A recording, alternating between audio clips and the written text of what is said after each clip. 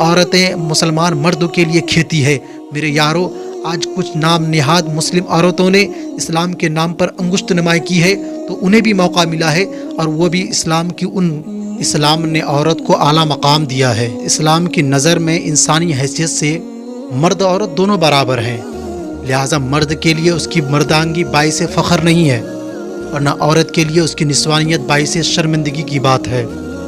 ہر شخص کی زندگی میں عورت کسی نہ کسی صورت میں ایک اہم کردار ادا کرتی ہے۔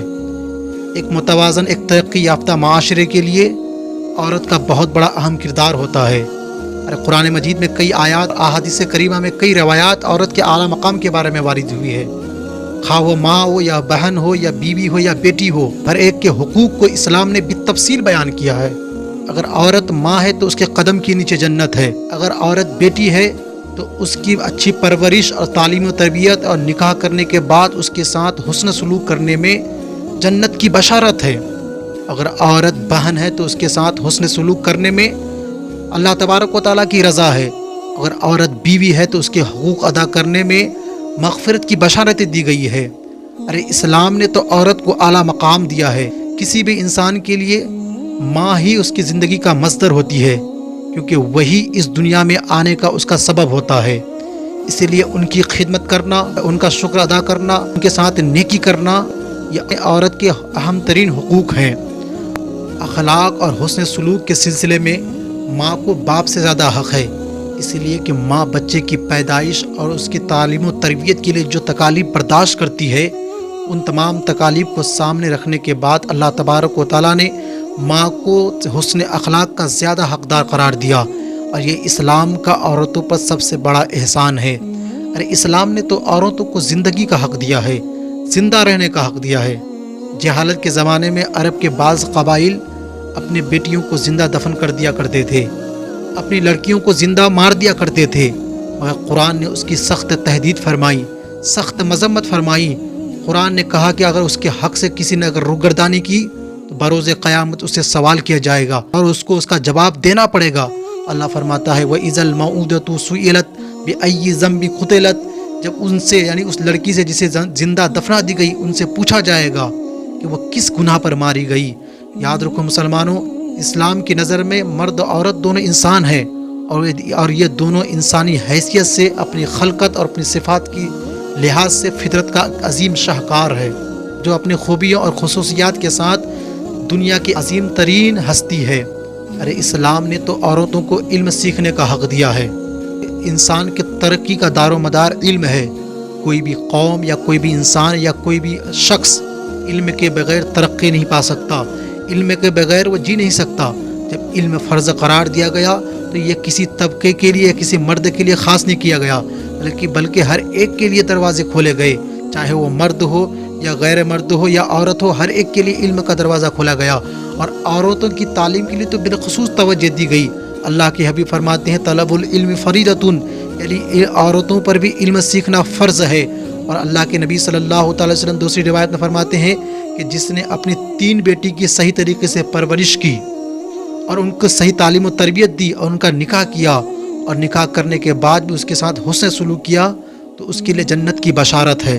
اسلام نے مرد اور عورت دونوں کو مخاطب کیا ہے۔ اسلام عبادت کی پابندی اور احکام شریعت کی پابندی دونوں کو حکم دیا ہے۔ احکام شریعت کی پابندی علم کے بغیر نہیں ہو سکتا۔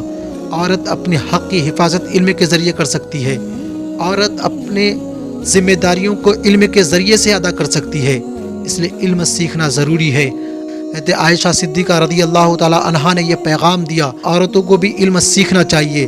نبی کریم صلی اللہ تعالی علیہ وسلم کی وصال کے بعد حضرت عائشہ صدیقہ رضی اللہ تعالی عنہا اور امہات المومنین نے نصف صدی تک علمی میدان میں کارنامے انجام دیے، اور حضرت عائشہ صدیقہ رضی اللہ تعالی عنہا کا کردار اہم کردار تھا۔ آپ کو اتنا علوم و فنون تھا، آپ ہر علوم و فنون میں ماہرہ تھیں۔ آپ کے حلقہ علوم میں بڑے بڑے صحابہ کرام تشریف لاتے تھے اور ان سے سبق حاصل کیا کرتے تھے، اور آپ کی شاگردوں کی تعداد سینکڑوں میں موجود ہے۔ حضرت عائشہ صدیقہ رضی اللہ تعالی عنہا فتویٰ نویسی، انصاف اور شریعت کے طریقے پر عرب کی تاریخ میں ایک مرجع کی حیثیت رکھتی تھی۔ اسلام نے تو عورتوں کو خاوند کا انتخاب کرنے کے بارے میں آزادی دی ہے، کہ وہ اپنی مرضی سے اپنی اجازت سے اپنی مرضی سے اپنی خوشی سے خاوند کا انتخاب کرے۔ اور اللہ کے نبی صلی اللہ تعالیٰ علیہ وسلم فرماتے ہیں کسی بیوہ عورت کا نکاح اس وقت تک نہ کیا جائے جب تک اس کی مرضی اور اس کی اجازت نہ لی جائے۔ اسی طرح کنواری لڑکی کا بھی نکاح اس وقت تک نہ کیا جائے جب تک اس کی مرضی اور اس کی اجازت حاصل نہ کیا جائے۔ آج ہمارے سماج میں ہوتا کیا ہے کہ لڑکی کی اجازت کے بغیر، ان کی مرضی کے بغیر ان کا نکاح کر دیا جاتا ہے۔ وہ خوش ہے یا نہ خوش ہے ان سے والدین کو کوئی مطلب نہیں ہوتا ہے، مگر یارو اسلام کا پیغام یہی ہے کہ لڑکیوں کا نکاح وہیں کیا جائے جہاں ان کا پسند ہو، جہاں ان کو خوشی ہو، جہاں ان کی اجازت ہو۔ اسلام نے تو عورتوں کے اخراجات کو مرد کے اوپر ہر حالت میں ذمہ قرار دیا ہے۔ اگر بہن ہے تو اس کے اخراجات بھائی کے اوپر لازمی ہے، اگر بیوی ہے تو ان کے اخراجات شوہر کے اوپر لازمی ہے، اگر بیٹی ہے تو ان کے اخراجات باپ کے اوپر لازمی ہے، اگر ماں ہے تو ان کے اخراجات بیٹے کے اوپر لازمی ہے۔ یہ اسی لیے ذمہ داریاں دی گئی تاکہ عورتوں کی عزت ہر حالت میں ہو سکے، ان کی تعظیم و تکریم ہو سکے۔ ارے اسلام نے تو یہاں تک کہا ہے کہ اگر کوئی عورت اپنی ساری دولت، اپنے سارے مال و دولت کو اپنی کسی اولاد کو یا کسی رشتہ دار کو دے جائے تب بھی اس کے اخراجات اس کے شوہر کے اوپر ہے۔ رب فرماتا ہے وَعَلَى الْمَوْلُودِ لَهُ رِزْقُهُنَّ أَوْ كِسْوَتُهُنَّ بِالْمَعْرُوفِ لَا يُكَلِّفُ اللَّهُ نَفْسًا إِلَّا وُسْعَهَا، یعنی دودھ پلانے والی ماؤں کا خرچہ، کپڑا، ان کا اخراجات سماج کے مطابق ان کے شوہر پر یعنی ان کے بچے کے باپ پر ہے۔ کسی شخص پر اللہ اس کی طاقت سے زیادہ تکلیف نہیں دیتا۔ اللہ فرماتا ہے لِيُنْفِقْ ذُو سَعَةٍ مِّن سَعَتِهِ، کہ صاحب استطاعت اپنے استطاعت کے مطابق خرچ کرنا چاہیے۔ وَمَنْ قُدِرَ عَلَيْهِ رِزْقُهُ فَلْيُنْفِقْ مِمَّا آتَاهُ اللَّهُ، اور جن کی رزق میں تنگی ہو تو وہ ان میں سے وہی خرچ کرے جو اللہ نے انہیں دیا ہے۔ لا يُكَلِّفُ اللَّهُ نَفْسًا إِلَّا مَا آتَاهَا، اللہ کسی جان پر تکلیف نہیں دیتا مگر انہی کے مطابق جو اللہ نے انہیں دیا ہے۔ سَيَجْعَلُ اللَّهُ بَعْدَ عُسْرٍ يُسْرًا، تو عنقریب اللہ تنگی کے بعد آسانی فرمائے گا۔ اسلام نے تو انسان کی عزت و تکریم کی ہے اور اس میں مرد و عورت دونوں برابر کے شامل ہیں۔ اسلام کے احکام کے پابند جتنا عورت ہے اتنا ہی احکام کے پابند مرد بھی ہیں۔ ارے جتنا اللہ تبارک و تعالیٰ کے احکامات میں مرد کا حصہ ہے اتنا ہی احکامات میں عورتوں کا بھی حصہ ہے۔ جتنا ثواب مرد کو ملے گا اتنا ہی دار آخرت میں عورتوں کو بھی ثواب ملے گا۔ ارے یہاں تک کہ اسلام نے تو مردوں کو یہ حکم دیا ہے کہ وہ عورتوں کے ساتھ ظلم و ستم نہ کرے، ان کے ساتھ حسن سلوک کرے۔ قرآن مجید میں فرمان رب قدیر ہے وَلَهُنَّ مِثْلُ الَّذِي عَلَيْهِنَّ بِالْمَعْرُوفِ، یعنی عورتوں کا حق مردوں پر اسی طرح ہے جس طرح مردوں کا حق عورتوں پر ہے۔ اسلام امن و امان اور انسانیت کا نام ہے، ایک ایسا نظام حیات ہے جو انسان کی حفاظت کی بات نہیں کرتا ہے۔ اسلام تو جانور، حیوانات، نباتات سب کی حفاظت کی بات کرتا ہے۔ اسلام نے تو عورتوں کو وہ مقام دیا ہے جو کسی مذہب میں اس کا تصور بھی نہیں کیا جاتا ہے۔ مگر افسوس ہے کہ آج عورت اپنی حقیقی پہچان کو نہیں سمجھا ہے۔ جن اسلامی قوانین ان پر نافذ کیے گئے، ان پر پابند کیے گئے، وہ انہیں توڑی جا رہی ہیں، اور سارے اسلامی قوانین توڑے جا رہے ہیں۔ اور وجہ یہی ہے کہ آج جو دشمن، آج کافر لوگ ان پر انگشت نمائی کرتے ہیں، ان کے نام پر فلمیں بنائی جا رہی ہے۔